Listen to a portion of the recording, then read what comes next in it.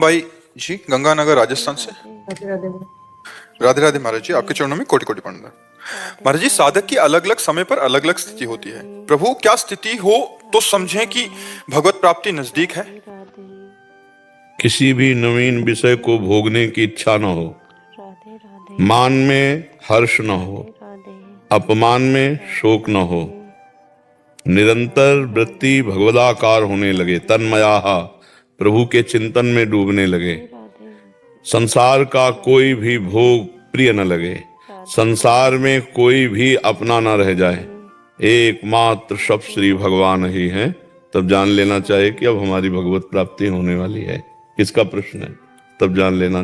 कोई भी नवीन विषय भोगने की इच्छा न हो, मान अपमान सुख दुख लाभ हानि में समान भाव हो, कोई भी अपना न हो, मेरे तो गिरधर गोपाल दूसरों न कोई, ना मैं किसी का ना कोई मेरा, हे प्रभु, और निरंतर उन्हीं का चिंतन, तब भगवत प्राप्ति होती है।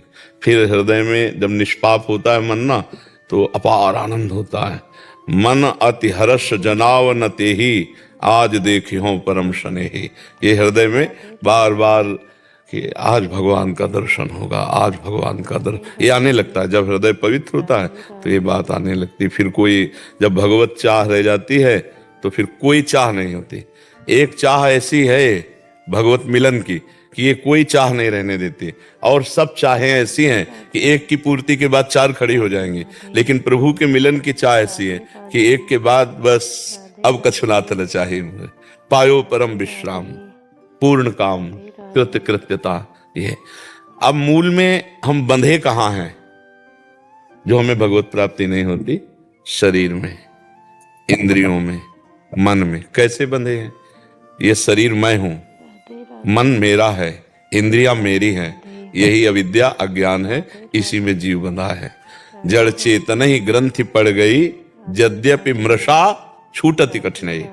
अब अगर हम खूब नाम जप करें, सत्संग सुने, और सबसे बड़ी बात है कि एकांत में भगवान से रोएं। कबीरा हंसना छोड़ दे, रोने से कर प्रीति, और बिन रोए किन पाइया प्रेम प्यारा मीत। एकांत में भगवान से जब रोना आ जाए, आपके बिना रहा नहीं जाता, अब जिया नहीं जाता। नहीं खान पान ते भावे है, नहीं कोमल वसन सुभावे है, सब विषय लगे ते खारा है, हरि आशिक का मग न्यारा है। ब्रह्मादिक के भोग सब विषम लागत ताय, नारायण ब्रज चंद की लगन लगी है जाए। वो जब प्रभु की मानसिक झांकी आती है, प्रभु का साक्षात दर्शन होने के पहले भावनात्मक भगवान का दर्शन होता है।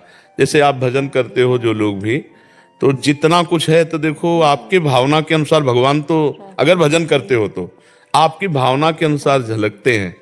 जैसा भजन, अगर भजन होगा तो झलकेंगे, नहीं तो आंख मूंदोगे अंधकार नजर आएगा या प्रपंच की रील चलेगी। भगवान तो भजनानंदियों के हृदय में, तो वो भजन में जो हम रूप देखते हैं वो रूप हमारी भावना का है, लेकिन जो असली रूप भगवान का है वो नाम भगवान दिखाते हैं। जितना हम नाम जप करते हैं, और जहां रूप आया, एक ललित किशोरी जी हुए हैं, बहुत बड़े महापुरुष, वो कहते देखो री देखो ये नंद का छोरा, बरछी मारे जाता है, बरछी सी तिरछी चितवन की, ये पैनी छुरी चलाता है, हमको घायल देख बेदर्दी, ये मंद मंद मुस्काता है, ललित मोहिनी जखम जिगर पर नूनपुरी बुरकाता है। बोले देखो, ये देखो सखी, नंद का छोरा जो है ना, ये जब तिरछी चितवन ग्रीवा करके ऐसे देखता है तो ऐसा लगता है बरछी मार रहा है।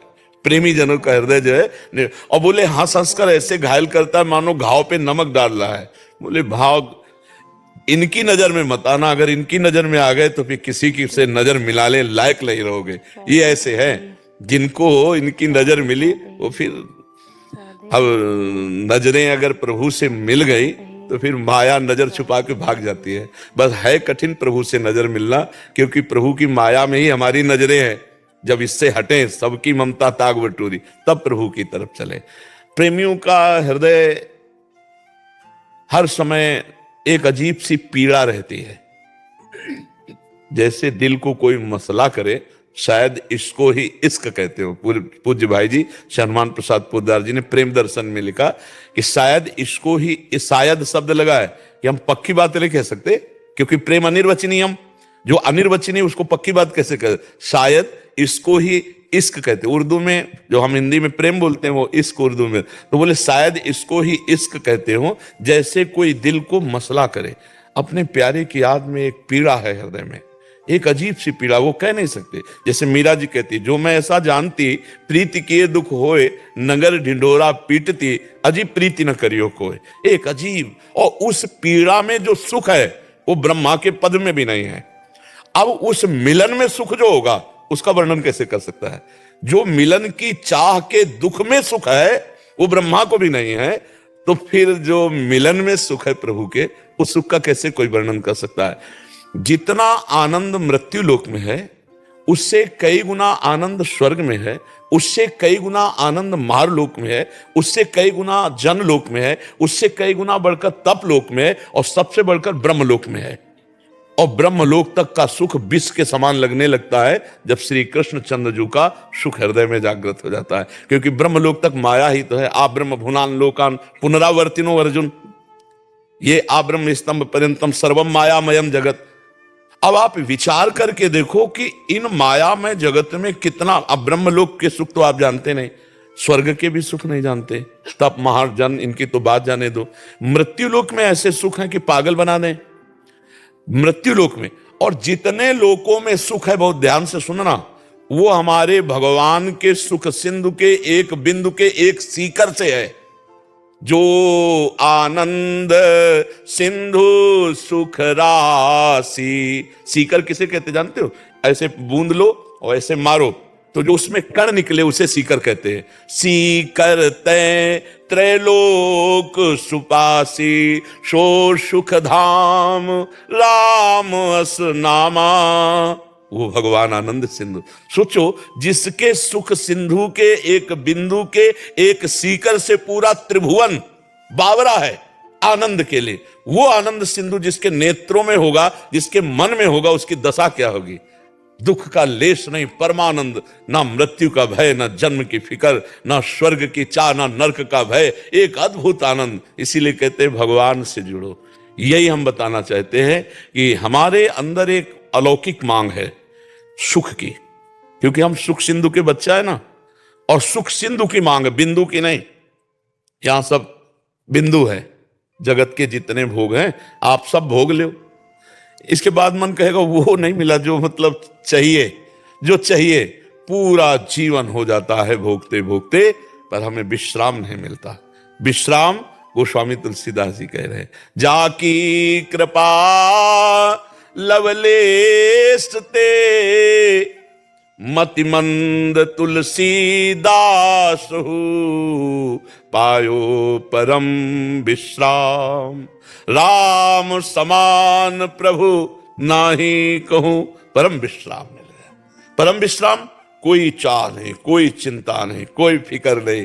ये स्थिति प्राप्त नहीं होगी रुपए से, ये स्थिति प्राप्त नहीं होगी किसी पदाधिकारी बनने से, चाहे ब्रह्मा का पद मिल जाए।